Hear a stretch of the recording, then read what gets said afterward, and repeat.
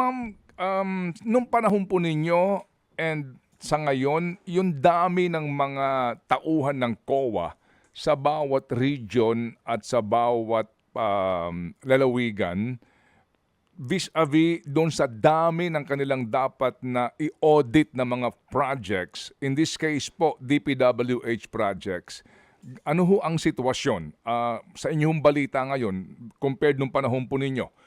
Yung dami ng auditors, kasi nga pag overwhelmed ka sa dami, baka hindi mo na talaga mapuntahan o masuri. Doon ka na lang sa dokumento aasa.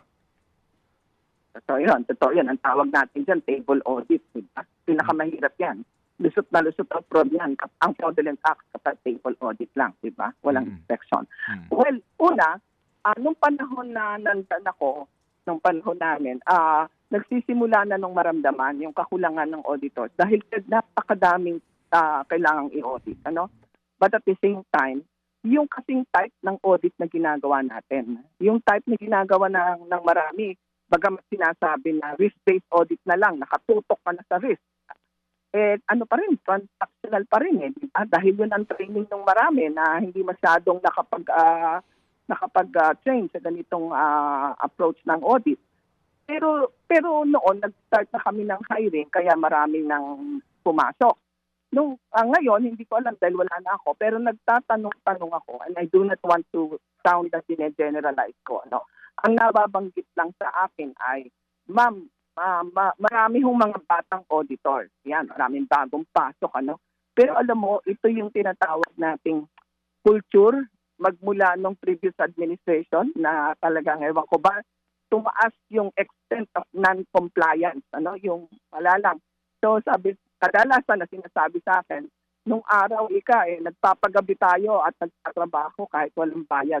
Ngayon daw, hindi na uso yan. I'm sorry, pero yan ang naririnig ko. Hindi na daw uso. Pag tapos na yung 5 o'clock, uwian na. Except siguro sa mga taga-fraud audit investigation dahil yan. But I will have to qualify. Hindi naman lahat-lahat.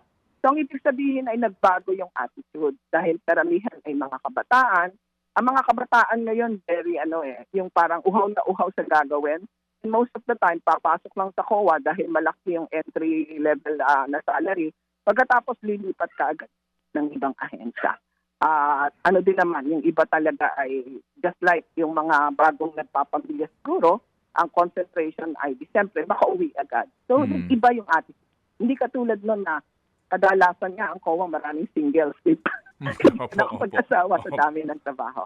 Pero yun din kapag sinabi natin na tumaas yung opportunities for fraud at nasabayan yan ng kakaibang attitude ng may mga oversight, medyo mas malaki ang ating problema. At hindi ko sinisingle out yung COA dyan. Sa lahat-lahat ng government agencies, nakita natin yan.